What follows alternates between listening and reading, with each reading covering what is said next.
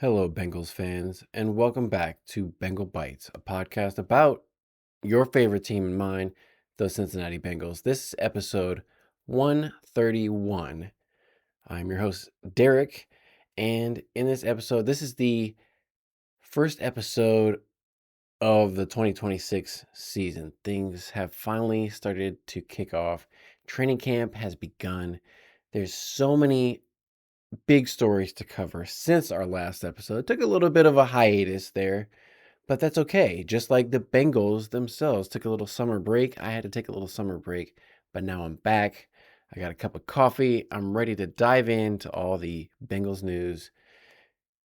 We've been desperately waiting so long to get back to you. So, what we're going to talk about in this episode is the draft, which I didn't really cover immediately after it happened. So we'll get through all those draft picks. We'll talk about all the moves they made in the offseason, the expectations that we're going to have. And we're also going to cover just what's been going on in training camp since the first week of non-padded practices, first 5 non-padded practices. And then yesterday, or Monday, was the first padded practice. So there's lots of things going on, including some trades that took place, the big moves in the AFC North with the Cleveland Browns we'll have to discuss, and some other. Oh, and you'll want to stick around because I did meet a active Bengals player, one of my favorites on the Bengals. I got to meet him this spring, one-on-one talking and stuff, like a real human being. So that was pretty cool. So I'll tell you all about that experience towards the end. But let's get into what happened in the draft. Because the last episode, I talked about the Dexter Lawrence trade reaction.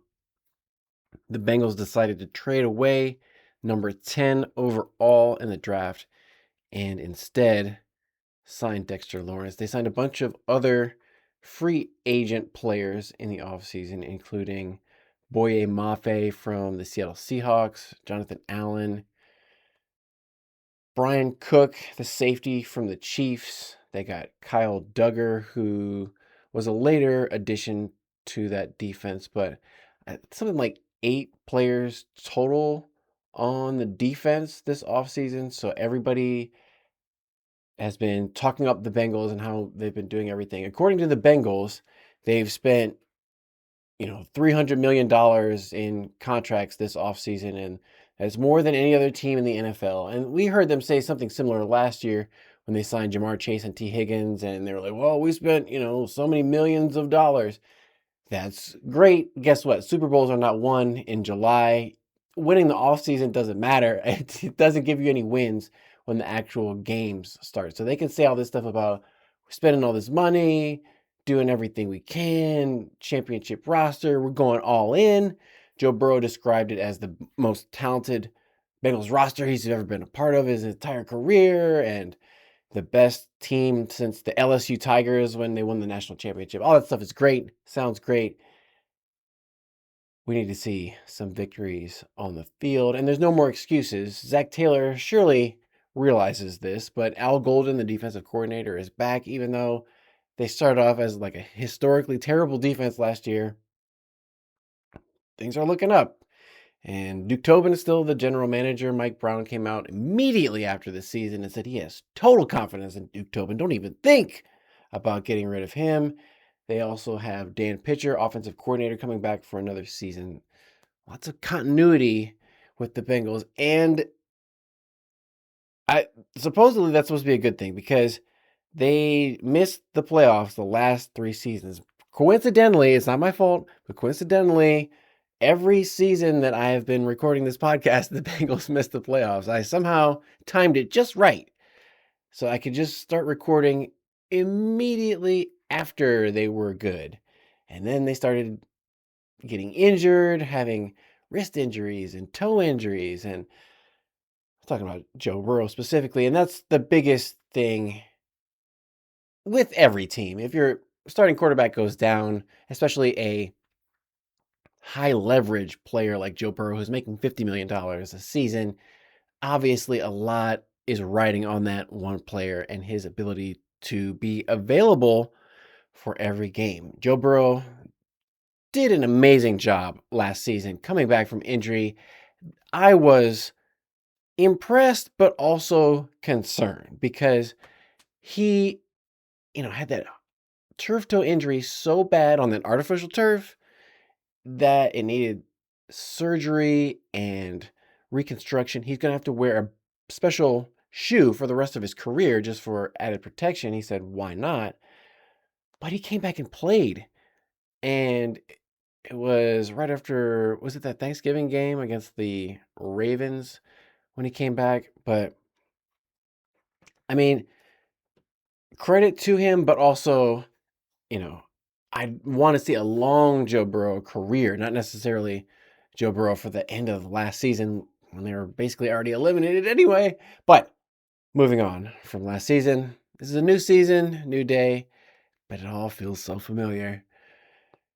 But anyway, the defense is going to be way better. Part of that is going to be because of the draft. Let's move on to the draft. So, no first round pick, no problem. Second round, they got defensive end Cashius Howell out of Texas A&M. I think he was the defensive SEC player of the year last year, something like that. Lots of production, something that he was a teammate of Shemar Stewart, and he had way more sacks than Shemar Stewart in college. The only concern about Cashius Howell was that he's got unusually short arms for a defensive end. He had the shortest arms or shortest wingspan of any defensive end measured at the NFL Combine since 1999, which is not great necessarily. But, if he's a good football player, it doesn't matter. So we'll just have to see. 41 overall. It's not a huge gamble, but you don't necessarily want to see somebody who's like a huge statistical outlier in the negative category as your first pick in the draft. But whatever. So third round, they got cornerback out of Washington, Tacario Davis. Another physical anomaly, but this time, hopefully in the positive. 6'4", 80-inch wingspan. And I think he runs like a 4.4, so he's fast. Possibly like a Reek Woolen for the Seahawks, who had a great rookie season. And something the Bengals have been lacking is the depth at outside cornerback. And as great as DJ Turner was, that was one thing that he is not great at. Is he's got pretty short arms. So when he went up against like tight ends and other larger receivers, guys like DJ Turner kind of struggled. So Tacario Davis could maybe get some snaps at outside cornerback depending on how he does in training camp. We know Cam Taylor-Britt has moved on to the Indianapolis Colts after getting in trouble with the law in Cincinnati and having some injury issues. Cam Taylor-Britt's days in Cincinnati have come to a close. But doesn't matter who's not going to be here anymore. One of the things that the Bengals did that was interesting was in the fourth round, Bengals made a trade with the Jets. They traded pick number 110 and pick 199 to the Jets, and they received pick 128 and 140. So basically, they moved down 18 spots in the fourth round, but they got 2 fourth-round picks instead of 1, and they converted their 6th-round pick into that late 4th round. The Jets wanted to get Cade Klubnik at quarterback. I don't know why they needed to trade up for him, but whatever. It seemed like a decent enough trade for the Bengals. So they ended up getting, at 128, they got Connor Lew, center out of Auburn. He is a junior, but he had a ACL tear in October of last year. He's fully cleared. He's been participating in training camp, doing individual work. So people have kind of projected him as the next successor to Ted Karras, young center coming in. He's got athleticism and all that stuff. But again, coming off torn ACL last October, we don't want to rush things. Just like everybody was all excited about Erick All, the tight end, coming in. He had an ACL tear the year before, and then halfway through his rookie season, they were like, "Oh, he's so ahead of schedule." And then he tore his ACL again and had to miss 2 seasons after that. But Erick All is back, and had a weird story about how he was in Greece and got hit by a 3-wheeled vehicle going at a low rate of speed at like 10 to 15 miles an hour, but like threw him into the street. And it was a weird interview with Erick All because he was saying how getting hit by that vehicle gave him a lot of confidence that he could, play football again. And, but obviously you don't want to be getting hit by vehicles to give you tons of confidence or superpowers or anything like that. But Bengals, they got their center at 128. Then at number 140, they drafted a wide receiver, Colbie Young. Another guy, 6'4", 218, big catch radius, but not a lot of production in his college career. 116 receptions, 1,400 yards, 13 touchdowns. So, decent production, but that's over an entire career. If that was over a couple seasons, that'd be more impressive. But he was a senior at Georgia. He went a couple different schools. I think, guys in the NIL era kind of transfer from school to school to school, but I think he played at like a couple of different big time schools.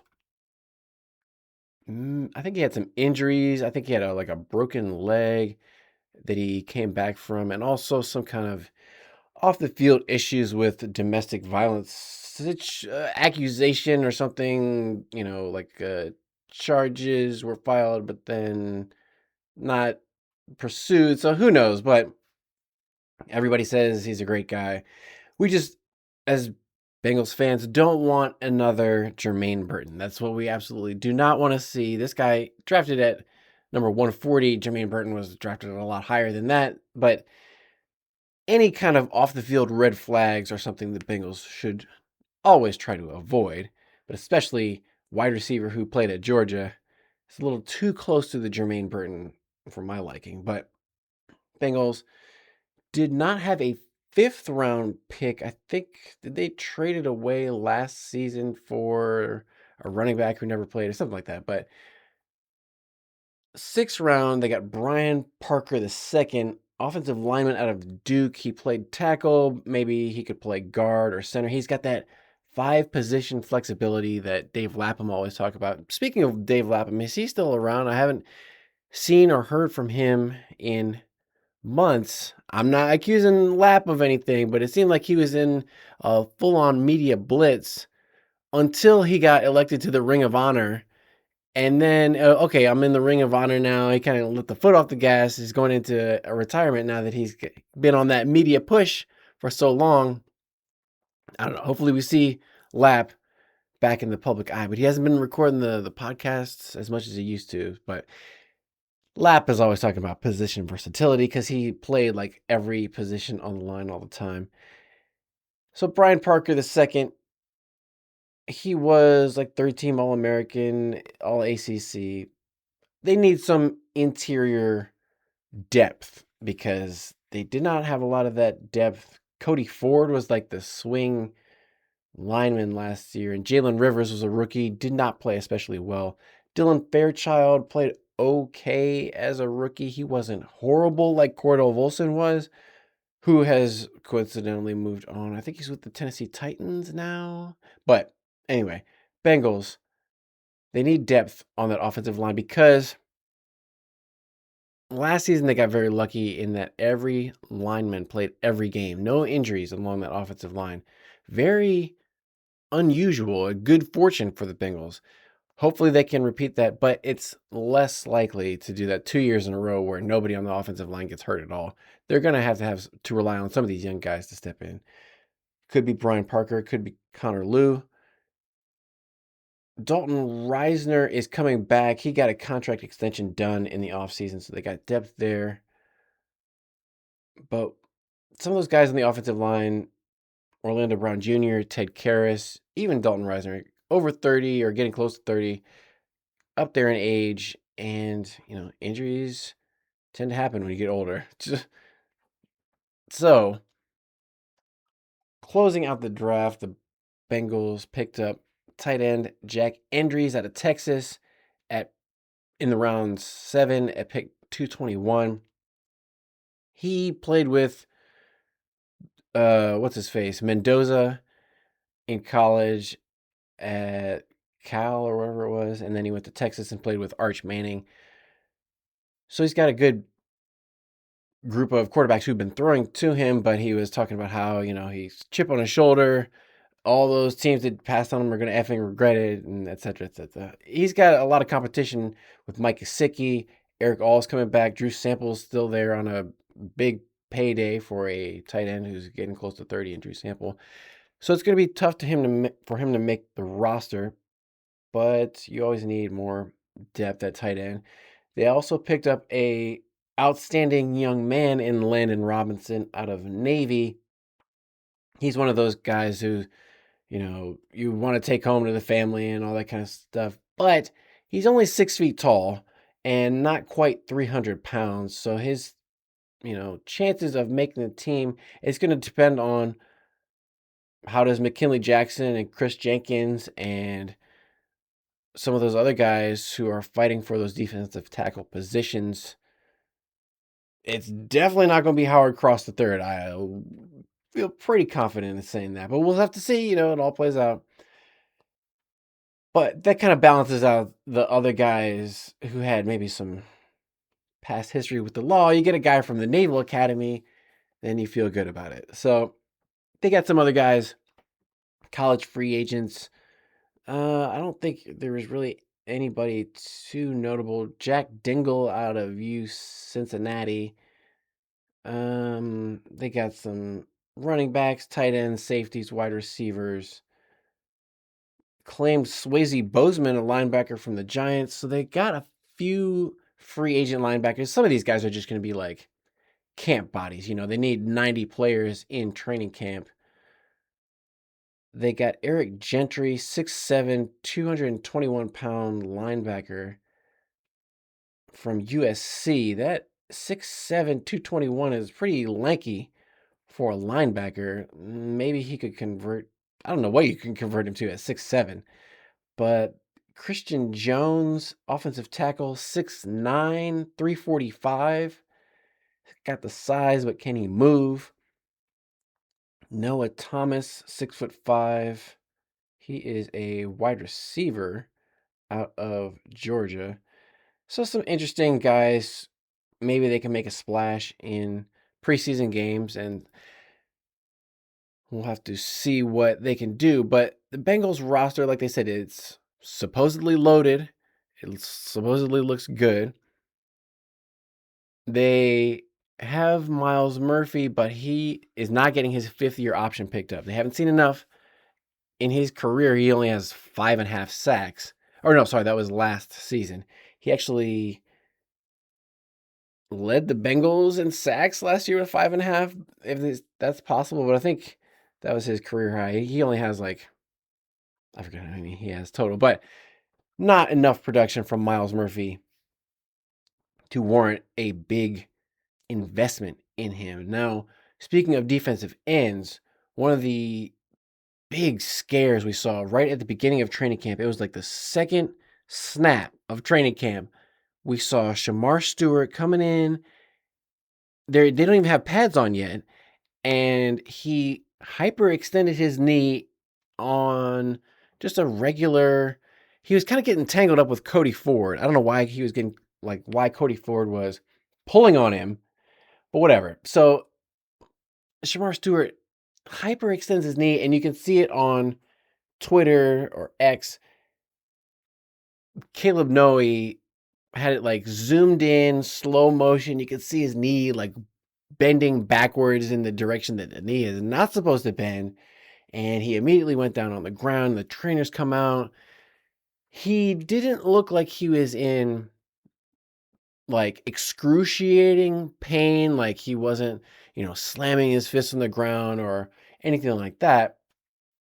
He got up, but he didn't put any weight on it. And so they saw him later. He was on crutches and a full hip to ankle brace on the leg, and there was a lot of speculation going on. Could he have torn some ligaments or worse? But thankfully, according to the team, it was just a hyperextension and maybe some bruising and swelling, but he's going to be out.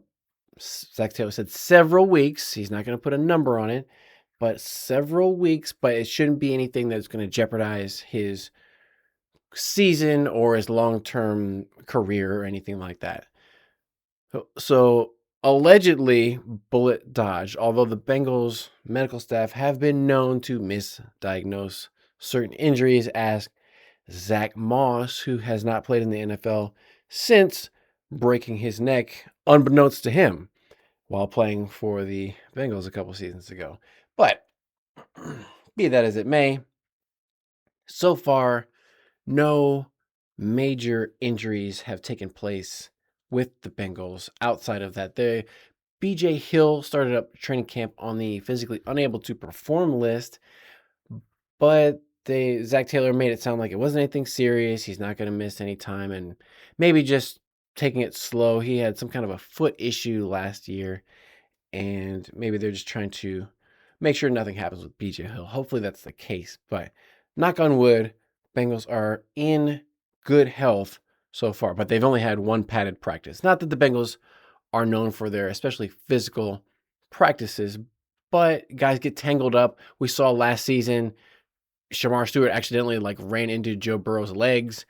So all kinds of things can happen on the football field. Guys can trip and fall into each other.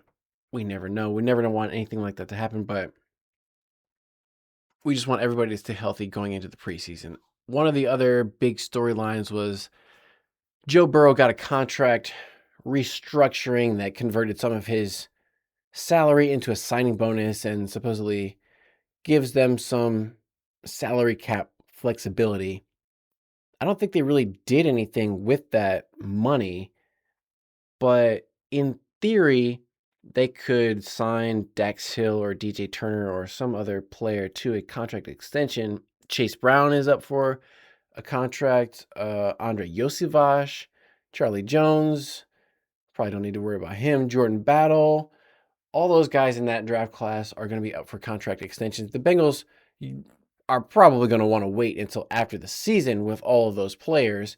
And obviously the players want to get the deals done before the season so that they get some certainty and some security before they go out there and risk physical harm and injury to themselves, which would obviously reduce their earning power in future years. But Bengals, they are spending money on paper, and they're also doing renovations to the stadium. They did a big, they want to make a publicity out of the fact that they are upgrading all the VIP lounges, and they're adding, I think they're going to add more signage around the stadium to make it easier to see where you are, where you're supposed to go. That was I think they're also going to they said they were going to expand more of the concourses and add more escalators and just make it easier to get around. Because that was one of my biggest complaints of going to Bengals game, I think it was 3 seasons ago at this point, was, it felt like going to an old stadium where it wasn't well designed and it was very cramped and crowded, and you felt like a herd of cattle being directed through these narrow hallways. So if they could, just make it a better experience for everybody. They still probably could do some work with, they said they're renovating the bathrooms to make it more modern or whatever, but we'll see if they have a family room or a place for the players' families to nurse their children and all that kind of stuff. But in terms of training camp, what other story? I mean, you can't really take too much out of training camp because it's not real football. It's 7-on-7, no pads. They're just kind of running around in shorts and T-shirts.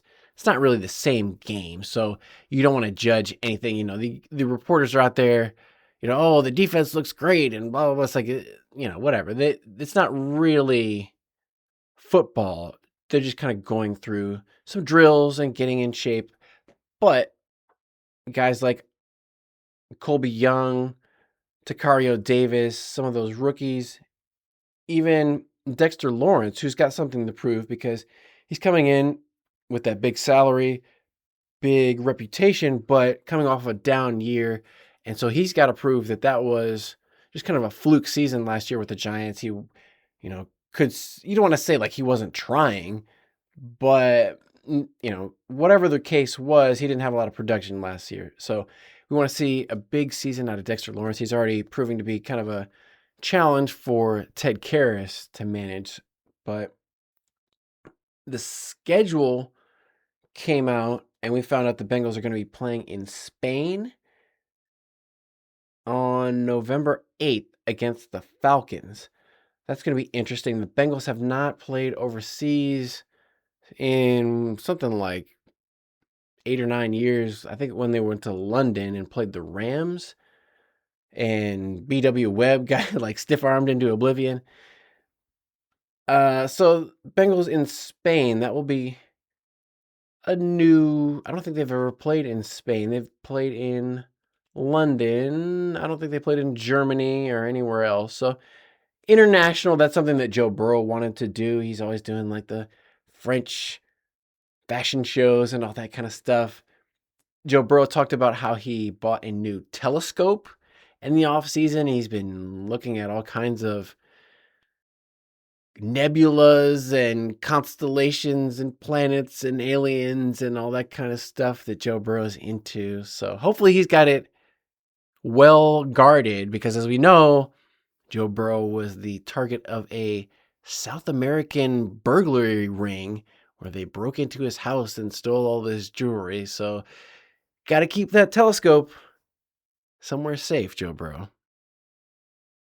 But let's quickly talk about some of the highlights of that Bengals schedule. Like I mentioned, it's going to be November 8th. That's week 9 that the Bengals are going to play in Spain. But they're not going to have a bye week after that, because their bye week comes in week 6. It's an early bye.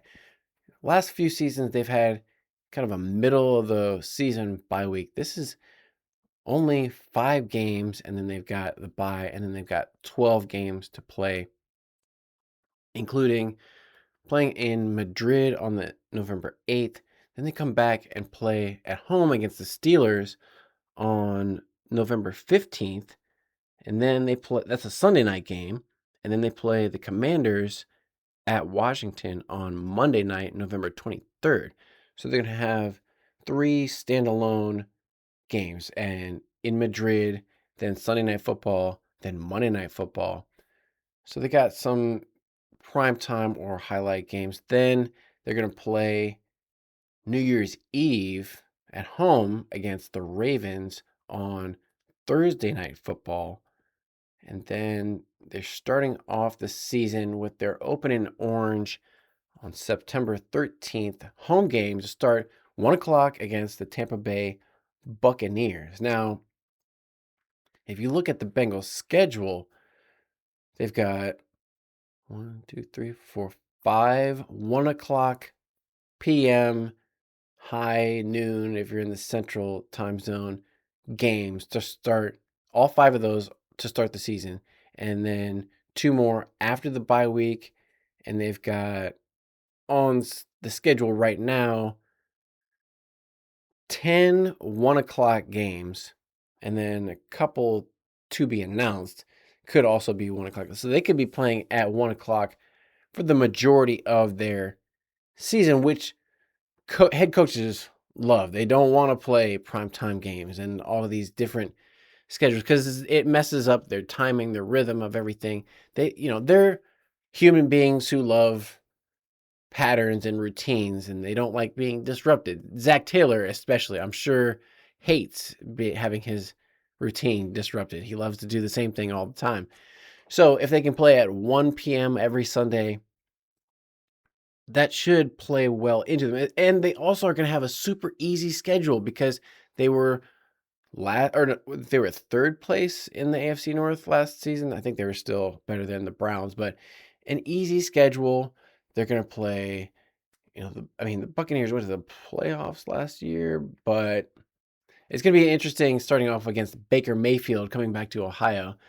But they play the Texans. That's going to be a tough matchup, most likely. They play the Dolphins, who are not very good, you wouldn't think. They're going to have Malik Willis as their starting quarterback, supposedly. So that's going to be still to be determined. They're playing the Tennessee Titans in week 8. The Titans are going to have Robert Saleh as the new head coach. They've been a disaster with Brian Callahan the last 2 seasons, obviously, but he's gone. They're playing the Falcons, who have not been too great. They get to play the Steelers twice with Aaron Rodgers, he said for sure this is his last season. They're playing the Saints, who aren't very good. They're playing the Panthers, who are on the upswing, but traditionally not great. They're playing the Colts. If Daniel Jones can stay healthy, maybe they'd be okay. But, this is not like the worst schedule in the world. They have to play the Chiefs on December 13th. You'd assume Patrick Mahomes is going to be back from that ACL, MCL tear, but he's probably not going to be the Patrick Mahomes that we've seen up until this point. He's still to be determined what he's going to look like at that point in the season. So this schedule lines up pretty well. You would think the Bengals should be able to win 10 or 11 games without any problem. I'm not going game by game and picking them, but just from a, kind of blur my eyes and don't think about it too much, I'd say 10 or 11 games should be well within reach, if not more than that. I think they're favored to win like 13 of these games.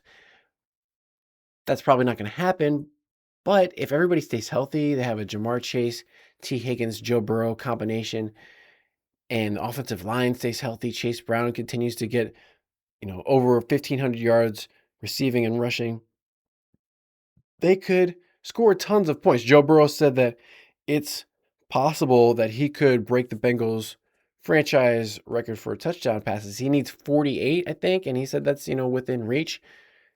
A few quarterbacks have hit 50 touchdowns, and with the 17-game season, it's potentially within Joe Burrow's reach if he can stay healthy. And it depends on what the defense does. The linebackers who were rookies last season supposedly look better with no pads on, but tackling was really the issue. They haven't done any tackling in training camp, so it's hard to say they look better when they're not doing the thing that was their Achilles heel last year. But speaking of last year, the last time we saw these Bengals playing, it was at home, losing to the Browns, Shedeur Sanders and Myles Garrett getting the sack record on Joe Burrow at that sack where they stopped the game. But we won't have to worry about that again because Myles Garrett was traded out of the AFC North, thank goodness, traded to the Los Angeles Rams for Jared Verse, who happened to be Defensive Rookie of the Year and is also a very talented defensive edge rusher who could cause some problems for guys like Orlando Brown. But the Browns also got a first-round pick in 2027, second-round pick, third-round pick. So they're trading they got a bunch of picks and Jared Verse to trade away Myles Garrett. Obviously, we like having Myles Garrett out of the AFC North, but Jared Verse is only 25 years old, and they're getting a bunch of draft picks that they could trade up or pick people, good. I don't know. So you could see pros and cons for the Bengals in this one. Hopefully, the Browns are trying to be bad, which they seem to do almost every season. There's at some point their whole strategy of we'll be terrible and get all the good draft picks. They just keep accumulating draft picks and keep losing games, so that's fine with me. But if is there going to be some season where the Browns all of a sudden put it all together and their master plan comes to fruition? I hope not. But in other Bengals news, let's move away from the team up north for a second. The Bengals have started doing their Ring of Honor ceremonies the past, I don't know how many seasons now, but they were kind of dragging their feet, getting this whole thing started with a team Hall of Fame, basically.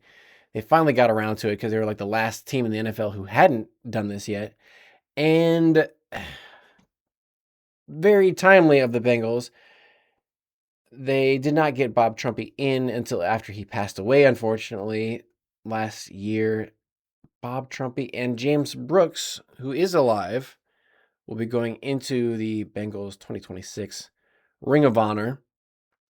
That's going to be November 1st against the Tennessee Titans. And I was a big Bob Trumpy fan growing up. I didn't even realize he was a former Bengal. He was just the guy calling games on NBC with the really deep voice. But he also was a legend in Cincinnati sports talk radio and so influential on media and the game of football. He was, as Ken Anderson described him, Gronk before Gronk. He was this tall, fast tight end. I think he was like 6'4", 6'5", but he said after the season ended, he was like 190 something pounds because he was very skinny and was getting thrown around out there until he was able to keep some weight on. But we'll all miss Bob Trumpy and his amazing voice. He probably smoked like 5 packs of cigarettes a day, but a legend. And James Brooks, I honestly did not grow up realizing how good James Brooks was, but he was obviously one of the franchise's great pound for pound best running backs in the NFL. I think he played in the Freezer Bowl, but with the Chargers, and then got traded to the Bengals because he said he like never wanted to go back to Cincinnati because it was so cold, and then he got traded there, but ended up having a good career. So he's going to be put into the Ring of Honor. And there were some new names on the ballot this year, including Geno Atkins, Carlos Dunlap, AJ Green, Leon Hall, Andrew Whitworth, who did not get inducted. I'm sure guys like Geno, AJ Green, Whitworth will be for sure in due time. And they're relatively young, so they got plenty of years to make it in there. Bengals also like added some people in the front office and scouting department, and they're trying to break the narrative of being behind the times. So hopefully all that turns into results on the field and not just trying to placate, the narrative or whatever. But the Bengals also are trying to get the NFL draft to be held in Cincinnati. And there's some discussion of whether it's good or economically beneficial for the community, but anything that would draw, some more people and more eyeballs onto the city of Cincinnati hopefully would be a good thing as long as everything went well. But Pittsburgh had the draft. They had the draft in Detroit a couple years ago. It's been Kansas City, Philadelphia, Green Bay. It's been in lots of different places, but it has not been to Cincinnati yet. So that's one of the things they're thinking about, maybe 2029, because I guess it's already been confirmed for Minneapolis in 2028. We would have to see. I could totally see some other city like Jacksonville or Las Vegas or whatever other city I'm sure wants to get involved. It's not going to just be automatically handed to Cincinnati. But one of the things I got to catch up on is the quarterback series. I haven't watched it yet, but Joe Flacco was on there. And that was kind of interesting last season because he got traded from the Browns to the Bengals in the middle of the season. Maybe there'd be a few nuggets Bengals related I'll have to check out, but maybe I'll just check like the highlights on social media or something like that. I probably won't watch the whole thing because I've got lots of other stuff going on outside of the Cincinnati Bengals. Believe it or not, there is life outside of football, and I was trying to do that over the summer. I've been working out, trying to build out like the garage gym, getting into the garage gym, and I got some weights, so I'm going to start lifting out there in the grass safely. you got to do it safe. You got to get the spotter bar arms. If you're going to be doing bench press, you don't want to bench press on your neck and then they come and find you later. So you got to have the spotter arms if you don't have somebody spotting you there. And I got a jump rope. Jump rope is amazing. If you haven't done the jump rope in a while, give it a try, because think about the jump rope. You have to hold the rope in your fingertips and you have to jump. So you're using your fingertips and your toes. So the things furthest away in your nervous system from your brain, you're activating fingertips and toes and the whole rest of your body. What other kind of exercise requires your whole nervous system? So jump rope, I've been getting into that. I got the rowing machine. Have you done the rowing machine? You do the row. That's a good exercise without like beating yourself up. There's no impact, very low impact on the rowing machine. So that's been great. I'm trying to think of what else has been going on outside of football. Formula One racing has been interesting. They got the new spec cars this year, and they're like more battery powered. The racing has been good for the most part. Like, it hasn't been too processional, meaning there's been at least some passing, even if it does at times look completely artificial because the driver is just hitting like a battery boost button and boosting them by the other driver. But there is a trade-off because you can't just boost your way past everybody. Once you do that, then your car is like net slower for the rest of the lap, so you could get repassed. So it makes it kind of an interesting game in that way. But Mercedes is kind of running away with the championship in that regard. Gardening has been going on. The strawberry plants, here's what you do. To keep the deer away from the plants, I used chicken wire. I wrapped chicken wire around everything, and especially the strawberries, because the deer love to come and eat the strawberries. So I got plenty of strawberries. I let it take over like this whole garden bed. And now that they're in season, it's warm, I'm picking ripe strawberries every few days, and it's amazing. So anyway, back to the Bengals. So to round out this amazing episode of Bengal Bites here, talk about the time I ran into a real life Bengal player in the wild. So I got to meet Andre Yosivach, and he was a totally cool guy, just like you would imagine he would be. Very respectable, respectful. He was, looking good, but not like flashy. He had like the diamond earrings and the gold chain, but not too crazy. But, he was, I'd say, as big as I kind of expected. Like, he's big, but not huge. Like, he is, 6'3", 220. He had like a sweater on, so it's hard to really tell like how muscular he was. He's, keeping the guns in the holster, so to speak. But he was obviously a professional athlete type guy, but not like a towering giant or something like that. But he was, talking about how he's going into his contract year, so he's training. He's got a special receiver coach, and he's getting all kinds of work in the off season. So he kind of understands his role because he's playing with two of the top wide receivers in the NFL. If you look at the Bengals promotional content, you're going to see who. Number 1, number 5, Ja'Marr Chase, T. Higgins, and Joe Burrow, the triplets. You don't see Andre Yosivach anywhere in there, and that's okay. He's fine with his role as, get a few catches here and there.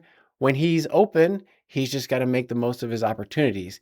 And he knows that. I tried very hard to make sure I didn't say anything critical about him, because we heard from Andre this offseason mentioning something very disappointing that he was hearing from fans on social media, telling him that he should kill himself because he dropped a football or he didn't catch a ball in a game that the Bengals, didn't win. So he's hearing from fans on social media that he's terrible, he's worthless, he should kill himself, all this kind of crazy stuff.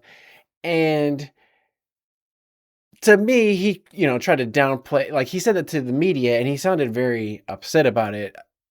He brought it up to the media, I think. But with me, he was kind of downplaying it more like, oh, I just want to use that as motivation and I don't even worry about it. But still, though, I mean, obviously, you don't want to take those things to heart. And it unfortunately comes with the territory of legalized sports gambling and betting. You've got to imagine if they weren't betting money on these games, they wouldn't have this type of insane reaction to this. So this is what NFL players have to accept as part of just being in this business, is people making comments or hurtful statements to them through social media, which is why you see a lot of players pulling back from social media and not putting themselves out there as much, because you get these type of lunatics. So let that be a lesson to you out there, fans. Professional football players are human beings too and deserve just as much respect as everyone else. So this season, what are we looking forward to? I'm looking forward to hopefully another season of no catastrophic injuries for anybody. That's what I always want to see for every player, whether they're on the Bengals or not, but especially the Bengals. We want to see improved defense. Al Golden last year, they said, oh, training camp, it's vanilla. That's why the teams in preseason are like running through us like a hot knife through butter. And then we got to the regular season and nothing changed. And it took them until they wanted to say like, oh, the last 5 games of the season, the defense got way better. Maybe, but also they were playing like Quinn Ewers and the Miami Dolphins and like teams that were actively trying to lose. So if you look at the stats from the end of the season, oh yeah, they look great, but also look at who they were playing and the kind of the scenario that was going on there. So I'm not necessarily banking on a totally improved defense, but I don't want to say it can't get worse, but it shouldn't get worse, right? You would think, but they did lose Trey Hendrickson. That is one of the key aspects to keep in mind. Trey Hendrickson has led the Bengals in sacks all the last few seasons. He sat out most of last season with a back injury. I don't think it required surgery, but it was just kind of that lingering thing. He took a weird shot in the ribs. I think it was against the Jets. And, it was like a hernia or something. They were very cagey about what it was. He never came back, probably because he didn't have a long-term contract. And so he went and signed with the Baltimore Ravens. So they're going to have to deal with Trey Hendrickson twice a year on the opposite team, which is not good. So they lost Myles Garrett as an opponent for the Browns, which was good for the Bengals. But now they're going to have to go against Trey Hendrickson. And he's going to know how to attack, but also vice versa. The Bengals should know how to defend against Trey Hendrickson. So that will be an interesting matchup to watch this season when they play the Ravens, on top of the fact that they've got to deal with Lamar Jackson and all the other players on the Baltimore Ravens. But they've got a new head coach. No more Harbaugh in Baltimore. New coach in Baltimore. I mean, new coach everywhere else except for Cincinnati. The Browns have a new coach in Todd Monken. The Steelers have Mike McCarthy instead of Mike Tomlin. Every other team is going to have some kind of a change this year, and Zach Taylor is still there for, what is this, like year 8 or something like that for Zach Taylor? Way too many. So who was right? We shall see. But Zach Taylor knows there's no excuses, except if he's got one more year left on his contract. Then he might still come back no matter what. But hopefully not. But if they win, it won't matter. So let's hold everyone accountable this year. And if they're good, go to the games. If they're not good, just watch them at home. That's what I do. So we'll come back probably after the first preseason game, if anything interesting happens in that one. And we can break that down and we'll have something to talk about. But until next time, don't forget to give me a thumbs up, subscribe, do all that stuff. Tell your friends about this podcast if you have any. And I'll give you a hooday and stay hungry for more Bengal Bites.